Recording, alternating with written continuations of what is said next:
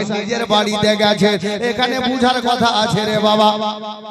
হুসাইন ইবনে আলী রাদিয়াল্লাহু তাআলা আনহু বাড়ির দরজায় মেন গেটে দাঁড়িয়ে নিজের আপনার কি বলে নিজের মায়ের পেটের বোন হযরতে সাইয়্যিদা জাইনাব রাদিয়াল্লাহু তাআলা আনহাকে ইমাম হুসাইনে পাক জাইনাব বলে ডাক দিলেন। জাইনাব যেমনই ডাক দিয়েছেন হযরতে সাইয়্যিদা জাইনাব চট করে বাবা বাড়ি থেকে বের হলেন, রুম থেকে বের হলেন। দাদা আপনি আমাকে ডাক দিলেন? হ্যাঁ রে বোন ডাক দিলাম। দাদা বলেন আমি মদিনাতে যখন চিঠিটা পাওয়া গেল ওলীদ বিন উকবার নিকটে, তো ওলীদ বিন উকবা কি করলো? সরকারি দুটো লোক পাঠালো কোথায়? আমার হুসাইন ইবনে আলীকে ডাকার জন্য। আপনার দিনের বেলার ঘটনা এটা। হযরতে ইমাম হুসাইনের দরজায় ওই সিপাহী দুটি সরকারি কর্মচারী দুটি গিয়ে আওয়াজ দিলেন, হুজুর বাড়িতে ছিলেন, বেরিয়ে এলেন। কে বাবা? বলে হুজুর আমরা সরকারি লোক ওলীদ বিন উকবার দরবার থেকে এসেছি, আপনাকে ওলীদ বিন উকবা ডেকে পাঠিয়েছেন গভর্নর হাউসে। আমার হুসাইন বললেন দেখো আমার হাতে সময় কম আছে, আমি এই মুহূর্তে তো যেতে পারছি না, তবে একটু পরে আসছি, তোমরা যাও, আমি আসছি তোমাদের যাওয়ার পর। আমার হুসাইন 20-22টা লোককে সঙ্গে নিলেন। সঙ্গে নেওয়ার পর উনি গেলেন আর গভর্নর হাউসের গেটের কাছে গিয়ে বাইরে দাঁড়িয়ে গেলেন। বেরাদার বাবারা, ভাইরা, মা বোনেরা, আমার হুসাইন ইবনে আলী রাদিয়াল্লাহু তাআলা আনহু গেটের বাইরে দাঁড়িয়ে গেলেন। নিজের 20-22টা লোক সৈন্যকে বললেন, এ আমার সঙ্গী সাথীরা তোমরা এখানে দাঁড়িয়ে যাও, তোমরা ভিতরে যাবে না, তোমরা এই জায়গায় দাঁড়িয়ে থাকো। তারা বলল হুজুর আপনি আমাদেরকে সঙ্গে নিয়ে আসলেন আর আপনার সঙ্গে আমরা ভিতরে যেতে পারবো না, তাহলে এসে আমাদের লাভ কি হলো? এ বাবারা, মুসলমানেরা, আমার হুসাইনের দিওয়ানা আশিকরা কান লাগাও। হুসাইন ইবনে আলী রাদিয়াল্লাহু তাআলা আনহু আমার নবীর বংশধর গো। নবী যাকে বেটা বলে ডাক দিয়েছেন, আমার মা ফাতেমার পাকিজা দুধের কাতরা হুসাইনের সিনাতে আছে। হযরত শেরে খোদা মুশকিল কুশা রাদিয়াল্লাহু তাআলা আনহুর পবিত্র খুন মোবারক হুসাইনের রগে রগে বিরাজমান আছে। বাবা আমার হুসাইন বললেন, ওরে আমার সঙ্গী সাথীরা, আমরা নবী বংশের ফুল রে, আমাদের বাড়িতে আল্লাহর কোরআন নাজিল হয়েছে, আমাদেরই বাড়িতে শরীয়তের আইন বিধান চালু হয়েছে। এই নবীর দিওয়ানারা শোনো, আমি নবীর আওলাদ হয়ে, আমি মা ফাতেমার বেটা হয়ে, আরে আমার মায়ের ব্যাপারে তোরা জানিস না রে? আমার মা জননী জান্নাত রানী ফাতেমার জীবনে 5 ওয়াক্তের নামাজ তো দূরের কথা, তাহাজ্জুদের নামাজ কাজা হয় নাই। আমি ওই আলীর বেটা রে, যে আলীর শরীরে যুদ্ধের ময়দানে কাফেরদের লেগে যাওয়া তীর বেঁধে যায়, তাতেও আমার বাবা নামাজ কাজা করেনি রে। এই আমার নবীর দিওয়ানারা শোনো, আমি নবী বংশের ছেলে হয়ে, আমি ফাতেমার বেটা হয়ে শরীয়ত বিরোধী কাজ আমার দ্বারা হবে না। তো 20-22টা লোক বলছে হুজুর বুঝলাম না, আপনি কি বুঝাতে চাইছেন? শরীয়ত বিরোধী? আমার হুসাইন বললেন শোনো, এই যে ওলীদ বিন উকবা আমাকে ডেকে পাঠিয়েছে। বলে হ্যাঁ। তোমাদেরকে সঙ্গে কে আনলো? বলে আপনি। তো তোমাদেরকে কি ডেকেছে? ওলীদ বিন উকবা বলে না। বলে ভাইরা শোনো গো, আমি হুসাইনকে ডেকেছে, আর যদি তোমাদেরকে 20-22টা লোককে সঙ্গে নিয়ে আমি প্রবেশ করি, আর তার যদি পার্সোনাল কোনো ম্যাটার থাকে, কিছু বলার থাকে, তোমাদের সামনে আমাকে বলবে না। অতএব তোমাদেরকে সঙ্গে নিয়ে যাওয়া আমার ঠিক হবে না। আমাকে ডেকেছে, আমি একা হুসাইন যাব ভিতরে, তোমরা এখানে দাঁড়িয়ে যাও। তবে আমার মা ফাতেমা নূরে নাজার বললেন, এ আমার দিওয়ানারা শোনো, এই নবীর চাহনেওয়ালারা শোনো, কথাটা মনে রাখবে। তবে তোমরা কোনো মতে যতই ঝড় তুফান আসুক না কেন, আমি যতক্ষণ বাইরে বেরিয়ে না আসবো, তোমরা এখান থেকে চুল পরিমাণ কোথাও যাবে না। আর শেষে এই কথাটা মনে রাখিও, আমি তো ভিতরে চলে গেলাম, আমি ভিতরে যাওয়ার পরে আমার কণ্ঠস্বর, আমার গলার শব্দ যদি জোরে জোরে হয়, তোমরা এখান থেকে শুনতে পাও, তাহলে কোন সৈন্যের বাধা মানিও না, তোমরা সবাই ভিতরে চলে আসিও। আমার হুসাইন এই বলে তাদেরকে রেখে চলে গেলেন। ওলীদ বিন উকবা সিংহাসনে বসেছিল, আমার নবীর নাতিকে দেখা মাত্র সিংহাসন ছেড়ে দিয়েছে, হুজুর বসেন। আমার হুসাইনে পাক বলছেন, ওলীদ বিন উকবা রে, আমার বসার সময় নেই, তুমি কি কাজে ডেকেছো, কি কথার জন্য ডেকেছো তাই বলো। ওলীদ বিন উকবা বলল, হুজুর সাধ্য নেই আপনাকে বলি, কিন্তু সরকারি অর্ডার কি করব। এ দেখেন আমার হাতে একটা চিঠি আছে, এই চিঠিটা দামেস্ক থেকে ইয়েজিদের তরফ থেকে এসেছে। সর্বপ্রথম একটা দুঃখ সংবাদ নিন, শোক সংবাদ নিন। বলে সেটা কি রে? বলে ওই দামেস্কের বাদশাহ হযরতে আমিরে মুআবিয়া রাদিয়াল্লাহু তাআলা আনহু, ওনার ইন্তেকাল হয়ে গেছে। আমার হুসাইন সঙ্গে সঙ্গে ইন্না লিল্লাহি ওয়া ইন্না ইলাইহি রাজিউন পাঠ করে নিলেন বাবা। এবার বললেন আমার হুসাইন, বলো ওলীদ বিন উকবা আর কোন কথা আছে? বলে হুজুর চিঠিতে লেখা আছে ইয়াজিদ এখন নতুন বাদশা হয়েছে, আর নতুন বাদশার অর্ডার হলো এই মদিনার সমস্ত লোককে তার নামে বয়াত করতে অর্ডার করেছে, আমাকে মুরিদ বানাতে বলেছে। হুজুর গো, তাদের মধ্যে খাস করে 3টা লোকের নাম এই পত্রতে, এই চিঠিতে লিখে পাঠিয়েছে হুজুর। তাদের মধ্যে আপনার নামখানা সর্বপ্রথমে আছে, দ্বিতীয় নম্বরে হযরতে আব্দুল্লাহ ইবনে জুবাইর, অর্থাৎ জুবাইরের বেটা আব্দুল্লাহর নাম আছে, আর তৃতীয় নম্বরে আব্দুল্লাহ ইবনে উমর, মানে উমরের বেটা আব্দুল্লাহর নামটা লেখা আছে। হুজুর গো, চিঠিতে লেখা আছে হুজুর যদি আপনারা না বলে দেন আমি কি করব, আপনি ফয়সালা দেন না হুজুর। দেখেন চিঠিতে লেখা আছে, না বলে দিলে গর্দান কেটে নাও, আর যদি আমি তা না করি তাহলে প্রয়োজন হলে ইয়াজিদ যুদ্ধের ঘোষণা করে দিতে পারে। এই কটা কথা বলার জন্য আপনাকে ডেকেছি। আমার হুসাইন ইবনে আলী চিন্তা করলেন, মাওলা আমাদের চেয়ারের দরকার নাই, প্রয়োজনে চেয়ার আমরা লোকের কাছে পৌঁছে দিই, চেয়ারের দরকার নাই।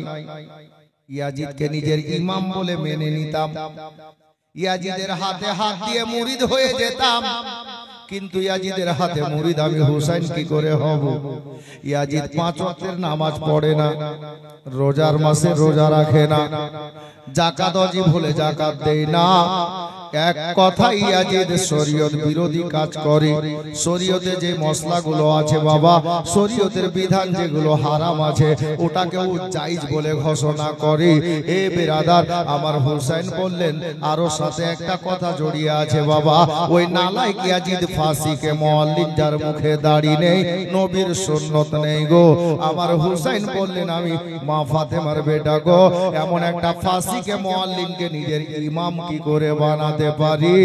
এটা আমার দ্বারাই হবে না। যদি লোকটা সত্যি 5 ওয়াক্তের নামাজি হতো, শরীয়তের আইন বিধান মেনে চলতো, তাহলে আমি হুসাইন তাকে ইক্তেদা করে নিতাম, তার পিছনে আমি লেগে যেতাম, তাকে নিজের ইমাম বলে মেনে নিতাম, আমি তার হাতে হাত দিয়ে মুরিদ হয়ে যেতাম। কিন্তু না, হওয়া যাবে না, কারণ শরীয়ত বিরোধী লোকটা। আমার হুসাইন বুদ্ধিতে কাজ দিচ্ছেন, দেখছেন যদি এখন ডাইরেক্ট বলি যে না, তাহলে তো একটা দ্বন্দ্ব সৃষ্টি হবে, ডাইরেক্ট বলা যাবে না। আমার হুসাইন বললেন, ওলীদ বিন উকবা শোনো, আমি তো তোমার দরবারে একা এসেছি, বাড়িতে আমার জওয়ান জওয়ান বেটা আছে, ভাতিজা আছে, ভাই আছে, বোন আছে, আমার পরিবার বর্গের লোক যারা আছে আমি সবাইকে নিয়ে আজকে বসবো, বসে একটা ফয়সালা নিব যে ইয়াজিদের হাতে আমি মুরিদ হব কি না, ইয়াজিদকে ইমাম বলে মানবো কি না, তারপর তোমাকে খবর জানিয়ে দেব। তো এই আজ আপনার ওলিদ বিন উকবা বলল, হুজুর ঠিক আছে আপনি যান। রাস্তায় ওই যে আসার সময় বেরোনোর সময় বেশ কিছুটা ঘটনা ঘটেছিল, ওটাকে আমি বন্ধ রাখলাম। আপনারা আমরা জীবনে শোনা লোক আছি, শুধু আমি নিজের মূল পয়েন্টে যাব, যার জন্য এই কটা কথা ছেড়ে দিলাম। আমার হুসাইন বাইরে আসলেন, 20-25টা লোক, 20-22টা লোক যারা আছেন, হুজুর কি হলো বলে, যা হওয়া তা হয়েছে বাবা, চলো বাড়ি যাই। কাউকে কোনো কথা না বলে আমার হুসাইন পাক ওই 20-22টা লোককে সঙ্গে নিয়ে বাড়িতে আসলেন। সন্ধ্যাবেলা আবার গভর্নর হাউসে আলোচনা হয়ে আমার হুসাইনকে ডাকতে পাঠানো হলো। হুসাইন শুধু ওই কথা বাবা মাথায় রেখেছেন, ভাবছেন আল্লাহ কি করলে কি করা যায়। হুসাইন পাকের নিকটে সন্ধ্যাবেলায় দুটা সরকারি লোক হাজির। আমার হুসাইন বললেন, এই সৈন্যরা শোনো, এই সরকারি কর্মচারীরা শোনো, তোমরা যাও ওলিদ বিন উকবাকে গিয়ে বলো আমি হুসাইন আজকে রাতের সময় চাইছি, আগামী সকাল বেলাতে রাতটা পেরিয়ে গেলে আমি খবর করে দেব যে ইয়াজিদকে নিজের ইমাম বলে মানবো কিনা, তার হাতে আমি বিক্রি হব কিনা। বাবারা, ভাইরা, মা বোনেরা, এই বলে সরকারি লোককে বাবা পাঠিয়ে দিলেন। সরকারি লোক ওলিদ বিন উকবাকে গিয়ে বলল, ওলিদ বিন উকবা কথাটা মেনে গেল, রাতেরই ব্যাপার, রাতটা হয়ে গেছে, সকাল হলে হ্যাঁ কিংবা না খবরটা পেয়ে যাব। এই করে ওলিদ বিন উকবা বাবা খুশি খুশি সময়টা দিয়ে দিল। এইদিকে রাত হয়ে গেল, নামাজে এশার টাইম হলো। মসজিদে নববী শরীফে আমার মা ফাতেমার বেটা হযরতে মাওলা আলী নূরে নজর, দয়ার নবীর নয়নের তারা, আল্লাহু আকবার কবীরা, নওজওয়ান জান্নাতীদের সরদার, উনি বাবা জান আপনার গেলেন আপনার রিয়াজুল জান্নার মধ্যে হযরতে নবী পাকের সোনার মদিনায় মসজিদে নববী শরীফে নামাজে এসা ইমাম হয়ে পড়ালেন বাবা। আদায় করে নেওয়ার পরে আমার হুসাইন কাউকে কোনো কথা না বলে সবাই বাড়ি চলে গেলেন বাবা। আমার হুসাইন ইবনে আলী এক পা দু পা করতে করতে নবী পাকের চৌখাটে আকাদ্দাসে নূরানি জালি মোবারক ধরে আমার নবীকে সালাম জানিয়ে, নবীর কদমে হাজার সালাম জানিয়ে বাবা এক পা দু পা করতে করতে বাড়ির দরজায় হাজির হয়ে গেলেন। সবাই নিজে নিজের বাড়িতে গেছে, আমার হুসাইন নিজের বাড়িতে গেছে। এখানে বুঝার কথা আছে রে বাবা, হুসাইন ইবনে আলী রাদিয়াল্লাহু তাআলা আনহু বাড়ির দরজায় মেন গেটে দাঁড়িয়ে নিজের আপনার কি বলে নিজের মায়ের পেটের বোন হযরতে সাইয়্যেদা জাইনাব রাদিয়াল্লাহু তাআলা আনহাকে ইমাম হুসাইনে পাক জাইনাব বলে ডাক দিলেন। জাইনাব যেমনই ডাক দিয়েছেন হযরতে সাইয়্যেদা জাইনাব চট করে বাবা বাড়ি থেকে বেরোলেন, রুম থেকে বেরোলেন। দাদা আপনি আমাকে ডাক দিলেন? হ্যাঁ রে বোন ডাক দিলাম। দাদা বলেন। আমি জাইনাব তৈরি আছি, আমি জাইনাব প্রেজেন্ট আছি, আমি জাইনাব উপস্থিত আছি। হযরতে জাইনাবকে ইমাম হুসাইন বলছেন, বোন জাইনাব রে আমি তোমাকে আজকে ডাক দিয়েছি একটাই কারণ রে বোন। কি কারণ আছে দাদা? বলে বোন রে আজকে তোমাকে সঙ্গে নিয়ে তোমার দাদা একটা পরামর্শ করতে চায়। ইমাম হুসাইনের বোন জাইনাব বললেন দাদা তাহলে বলেন পরামর্শটা কি? আমার হুসাইন বললেন বোন জাইনাব আজকে দাদা বলবে বোন শুনবে, আর বোন বলবে দাদা শুনবে। এই মুহূর্তে কাউকে জানাবো না, চলো আমরা আড়ালে যাই। আড়ালে চলে গেলেন বাবা। আড়ালে যেমনই গিয়ে হাজির হয়েছেন, দাদা বোনের দিকে তাকিয়ে আছেন, আর হযরতে জাইনাব নিজের দাদার চেহারার দিকে তাকিয়ে আছেন। জানি না কি হয়ে গেল বাবা, আমার হুসাইনে পাক বোন জাইনাবের চেহারার দিকে তাকিয়ে থাকতে থাকতে আমার হুসাইন পাকের চক্ষু মোবারক থেকে মতির দানার মতো অশ্রু মোবারক বেরোতে আরম্ভ করেছে। এ মা বোনেরা গো, আমার জামান ভাইরা গো, বোনের মোহাব্বত কাকে বলে হুসাইনের কাছে শিখে নেন। আর দাদার মোহাব্বত কাকে বলে হুসাইনের বোন জাইনাবের কাছে শিখে নেন। হযরতে জাইনাব ডাক দিয়ে বললেন দাদা বুঝতে পারলাম না, এখনো পরামর্শ আরম্ভ হলো না, আপনার চোখে পানি এসেছে, কোথাও কি বেয়াদবি ভুল করে ফেলেছি দাদা? বলে না রে বোন না।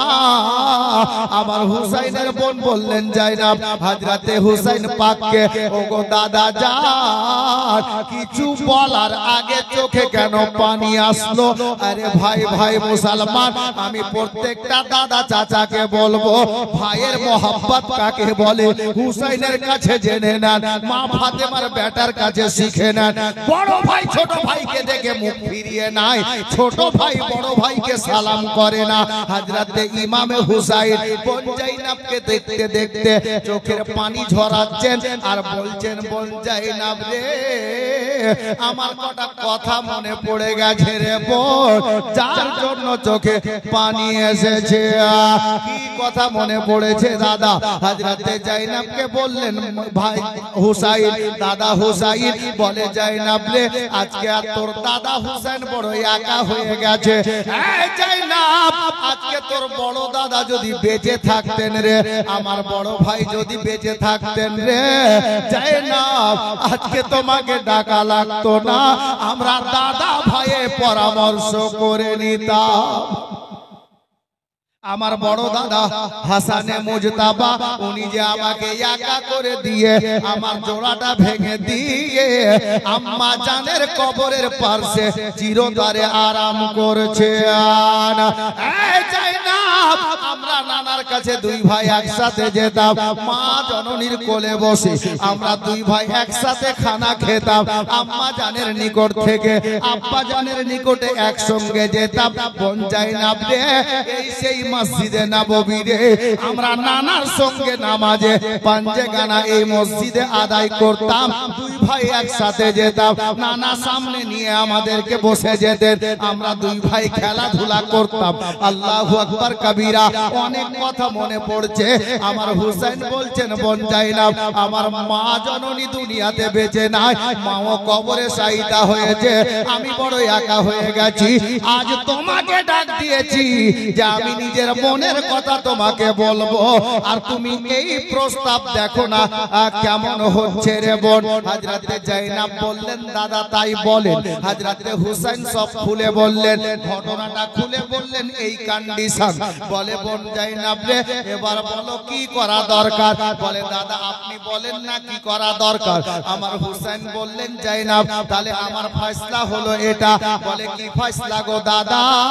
আমার হুসাইন বললেন, বোন রে ওই ইয়াজিদ যদি ভালো লোক হতো, ইয়াজিদ যদি শরীয়ত মাফিক চলাফেরা করত, পাঞ্জেগানা নামাজ পড়তো, মুখে নবীর সুন্নাত দাড়ি রাখতো, তাহলে আমি হুসাইন তার হাতে হাত দিয়ে মুরিদ হয়ে যেতাম, তাকে ইমাম বানিয়ে নিতাম। কিন্তু খবরদার আমি হুসাইন তাকে ইমাম বানাতে পারবো না, কারণ শরীয়ত বিরোধী লোকটা নামাজের ধার ধারে না, যেটা জেনা বলে শরীয়তে হারাম আছে ওটাকে জায়েজ বলে, সুদ খাওয়া শরীয়তে হারাম ওই লোকটা সুদ খাওয়া জায়েজ বলে। হে বেরাদার, হুসাইনে পাক বললেন আমি ওই মতো লোককে ইমাম বানাতে পারি না।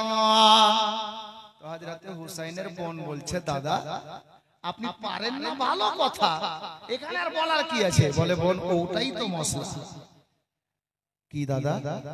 বলে, সে চিঠিতে লিখেছে যদি না বলে দিই প্রয়োজন হলে তলোয়ার চালাও, আর না হলে যুদ্ধের ঘোষণা হতে পারে।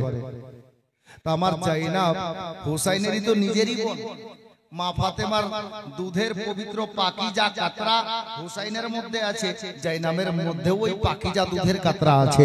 হযরতে হুসাইনের দেহে আপনার মাওলা আলীর রক্ত মোবারক বিরাজমান, ওই রক্ত তো জাইনাবের শরীরেও আছে।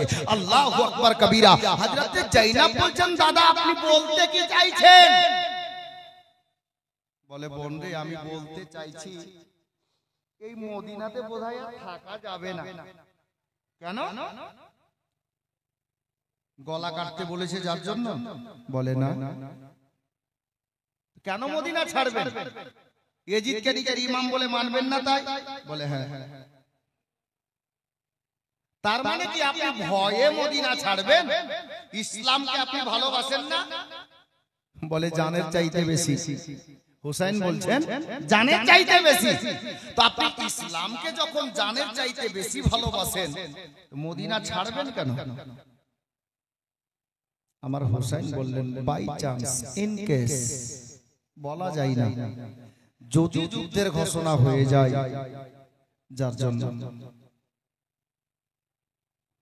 তার মানে দাদা আপনি যুদ্ধ করার ভয়ে মদিনা ছাড়বেন, তাই না? আমার হুসাইন বললেন, বোন জাইনাব না। তাহলে কেন ছাড়বেন বলেন? আমার হুসাইন বললেন, বোন জাইনাব রে, এই সোনার মদিনাতে আমার ছোট ভাইয়ের কবর আছে, ছোট বোনের কবর আছে, আমার কয়েকজন নানি জানের কবর আছে। নবী পাকের 4 ইয়ারের মধ্যে 3 জন সাহাবী রাসূল, খাস করে হযরতে আবু বকর, ওমর এবং হযরতে মাওলা আলী, এই 3টা হস্তি এই মদিনাতে আছেন।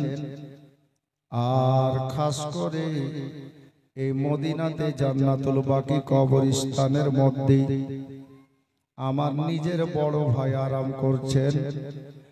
আর আমার জান্নাত রানী জননী নবী নন্দিনী আমাদের মা ফাতেমার কবর শরীফটা আছে। আর সব থেকে বড় কথা হলো এটা, এই মদিনাতে আমার দয়ার নবীর রওজা শরীফ আছে। আমার মায়ের নবী আরাম করছেন রে বোন। এ বোন জাইনাব শোনো, ইসলামকে তোর দাদা কতটা ভালোবাসে জানো রে? কত ভালোবাসেন দাদা? তাহলে শুনে রাখো বোন জাইনাব, এই ইসলাম ধর্মের জন্য তোমার দাদা হুসাইনকে দরকার যদি পড়ে যায় 22 বছরের বেটার কুরবানি দেবে। যদি দরকার চলে আসে 19 বছরের ভাতিজার গর্দান কাটিয়ে দেবে। যদি দরকার পড়ে যায় হযরতে আব্বাস আলমবারদার ভাইয়ের বাজু কাটিয়ে দেবে। যদি দরকার পড়ে যায় রে বোন 6 মাসের বেটার কুরবানি দেবে। আর তাতেও যদি না হয় ইসলামের পতাকা উঁচু রাখার জন্য প্রয়োজন হলে তোমার দাদা হুসাইন নিজের গলা কাটিয়ে দেবে, ইসলামের পতাকা নিচা হতে দেবে না। জাইনাব বললেন, দাদা যখন এত বড় কথা তো মদিনা ছাড়বেন কেন? হুসাইন বললেন, বোন রে, এই কথাটাই বোঝাতে চাইছিলাম। খোদা না খাস্তা যদি যুদ্ধের এলান হয়ে যায়, আমি হুসাইন যুদ্ধ করার জন্য 24 ঘন্টা তৈরি থাকবো। বোন জাইনাব শোনো রে, আমি এই জন্য মদিনা ছাড়তে চাইছি রে। নবীর দিওয়ানা দিওয়ানিদের কবর শরীফ মদিনাতে আছে। আমার জান্নাত রানী মা আরাম করছেন, বড় ভাই ছোট ভাই আরাম করছেন। এদের কবরে যা হবে হবে। চুল পরিমাণে যদি আমার নবী পাকের রওজা মোবারকের কোন আপনার জালিমের দলেরা যুদ্ধ করতে গিয়ে বেয়াদবি করে দেয়, আমি হুসাইন বেটার কুরবানি দিয়ে সয়ে নিতে পারবো রে। আমার নবীর রওজার বেয়াদবি সইতে পারবো না। বলা যাবে না সুবহানাল্লাহ? একটু মহাব্বতে বলেন সুবহানাল্লাহ। আমার হুসাইন বললেন, আমি বেটার কুরবানি দিয়ে সয়ে নিতে পারবো, দরকার পড়লে গলা দিয়ে দেব, ইন্নাল্লাহা মা'আস সাবিরিন পড়ে নেব, কিন্তু আমার নবীর রওজার চুল পরিমাণে বেয়াদবি যদি হয়ে যায় আমি হুসাইন সইতে পারবো না। এই বোন জাইনাব, এই জন্যই চাইছি মদিনা ছেড়ে দেব। যুদ্ধ যদি করতে হয় তাহলে মদিনাতে নয়, মদিনার বাইরে কোথাও করব। ও তাই নাকি দাদা? বলে হ্যাঁ, এই জন্যই বললাম। আমার হুসাইন বললেন, বোন জাইনাব তাহলে তুমি বলো, মদিনা ছেড়ে দিতে চাইছি, বলো জাইনাব এই প্রস্তাব কেমন লাগলো? হযরতে জাইনাব তখন বলছেন, দাদা গো, আপনি যেটা ফয়সালা নিয়েছেন আমি জাইনাব তাতে সমর্থন করে দিলাম। এক কথাই আমার জাইনাব বললেন, দাদা আপনি যেটা ফয়সালা নিয়েছেন এটাই সঠিক। তার জন্য আমার হুসাইন বললেন, বোন রে, যাই হোক আল্লাহ যেটা করে ভালো করে, আর দেরি করা যাবে না। এদিকে দাদা ভাইয়ের গল্প চলছেই রে বাবা, রাতটা গভীর হয়ে গেছে। হযরতে জাইনাবকে আমার হুসাইন বললেন, বোন তুমি বাড়িতে যাও, সবাইকে তৈরি করো, আমি একটু আসতেছি, সময় হাতে নাই। আজকে ভোরের বেলাতে সোনার মদিনা ছেড়ে দেব, মদিনা ছেড়ে মক্কা শহর চলে যাব। বাপ দাদা তার দেশে চলে যাব। কিন্তু বোন জাইনাব রে, এটা যে জন্মভূমির মাটি রে, এই সোনার মদিনাতে একটাবার পৃথিবীর কোন কোনার কোন লোক যদি একবার চলে আসে আর জীবনে বাড়ি ফিরে যাওয়ার তার মন চাই না রে। আমার জন্মটাই তো সোনার মদিনাতে, জন্মভূমির মাটি হলো সোনার চাইতে খাঁটি। এ বোন জাইনাব, আজকে তোর দাদা মদিনা ছেড়ে দেবে, যাতে সবাইকে বাড়ির তৈরি কর, আমি একটু আসতেছি। আমার জাইনাব বললেন, দাদা কোথায় যাবেন? ও দাদা, এখন তো বাড়িতে আসার সময়, আপনি বাইরে কোথায় যাবেন? হযরতে জাইনাব বললেন, জাইনাবকে বললেন, দাদা হোসাইন, বোন জাইনাব রে, এই সোনার মদিনা ছেড়ে চলে যাব রে বোন, কিন্তু জানি না মদিনাতে আর ফিরে আসবো কিনা। আমি এই গভীর রাত্রিতে আমার মায়ার নবী, দয়ার নবী, তো জাহানের বাদশা নবী হযরতে নবী পাকের নুরানি দরবার শরীফে যাব, আল্লাহর নবীর চৌকাটে আকাদ্দাসে যাব। আমার জানের নানাকে, তো জাহানের বাদশাকে আমি মন ভরে প্রাণ ভরে আমার জীবনের মতো একবার শেষ সালাম জানিয়ে আসি। তুমি বাড়িতে যাও, সবাইকে তৈরি করো। বাবারা ভাইয়েরা, আমি যা কমিটির ছেলেদের মুখ থেকে শ্রবণ করলাম, এই জালসা গতবার যা হয়েছিল তার থেকে এবার আরো উন্নত করা হয়েছে। এবার দুইজন বিখ্যাত মুকাররির আছেন, যিনার নাম একজন গাজী মিল্লাত হযরত মাওলানা গোলাম রসুল বলিয়াবি সাহেব, আর আপনার প্রধান অতিথি যিনি একজন আলে নবী আছেন, উনি আরাম করছেন, মাত্র 15 থেকে 20 মিনিটের মধ্যে তাশরীফ নিয়ে আসবেন। হ্যাঁ বেরাদার, দিনের পর দিন উন্নতি হচ্ছে, আপনারা গ্রামের লোক কমিটি ছেলেদের সাথ দিচ্ছেন বলে। বাবারা ভাইয়েরা, আমি তো গুনাহগার আপনাদের নিকটে বসে আছি, তবে একজন আলে নবী আসবেন, আলেম উলামা বসে আছেন, হাজী সাহেবরা সামনে বসে আছে, আল্লাহর নেক বান্দা বান্দিরা সামনে বসে আছে। এই জালসা আগামী বছর যেন ছেলেরা আবার ভালো করে করতে পারে আপনাদের সহযোগিতাতে। যার জন্য বলবো বাবা, আজকে আমার দয়ার নবীর দরবারে আকাদ্দাসে হযরতে হুসাইনে পাক সালাম পেশ করতে যাচ্ছেন। বাবা, আমি সবাইকে নিয়ে আল্লাহর কাছে দোয়া করব, আর সাইয়্যদ জাদাকে বলবো, হুজুর আপনি নবীর বংশধর আছেন, ওই লোকগুলোর জন্য খাস করে দোয়া করে দিয়েন হুজুর, যারা সোনার মদিনা যাওয়ার মনস্কামনা করেছে।